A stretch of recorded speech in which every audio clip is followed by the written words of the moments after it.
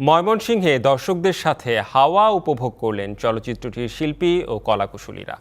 হাওয়া টিমের আগমন উপলক্ষে সিনেমা প্রেমীদের ঢল নামে ছায়াবানী প্রেক্ষাগৃহে। আলোচিত চলচ্চিত্র হাওয়ার প্রচারণায় ময়মনসিংহের ছায়াবানী প্রেক্ষাগৃহে উপস্থিত হন চিত্রনায়িকা তুষি সহ অন্যান্য কলাকুশলীরা। নানা বয়সী সিনেমা প্রেমীদের পদচারণায় মুখরিত হয়ে ওঠে সিনেমা হল। সাদা কালো গানের সাথে মিল রেখে সাদা কালো পোশাকেই শিল্পীদের সংবর্ধনা দেন শহরের চলচ্চিত্র প্রেমীরা।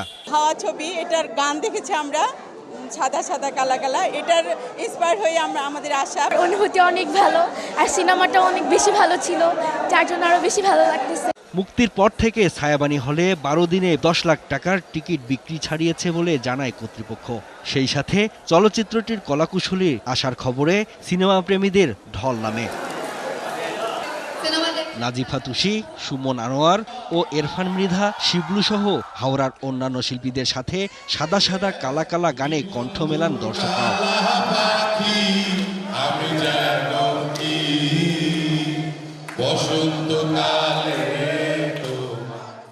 বিশ্ববাজারে বাংলাদেশের চলচ্চিত্রের নতুন বাজার তৈরি হচ্ছে বলে দাবি করেন শিল্পীরা। একটা নতুন সিনেমা আঙ্গিক হাওয়া বাংলাদেশের সিনেমা প্রেমী মানুষের কাছে একটা নতুন সিনেমাটিক এক্সপ্রেশন নিয়ে আসছে। আমি অনেক লাকি যে আমি এই চরিত্রটা করার সুযোগ পেয়েছি। যারা আসলে সিনেমা হলে আসে না, তারা যে মানে হলমুখী হচ্ছে, এটা খুবই ভালো লাগছে। সুরস্রষ্টা হাশিম মাহমুদের সুরে সুরেই হাওয়ার সাফল্য উদযাপন করেন শিল্পী, কলাকুশলী ও ময়মনসিংহের চলচ্চিত্র প্রেমীরা। BBC news desk.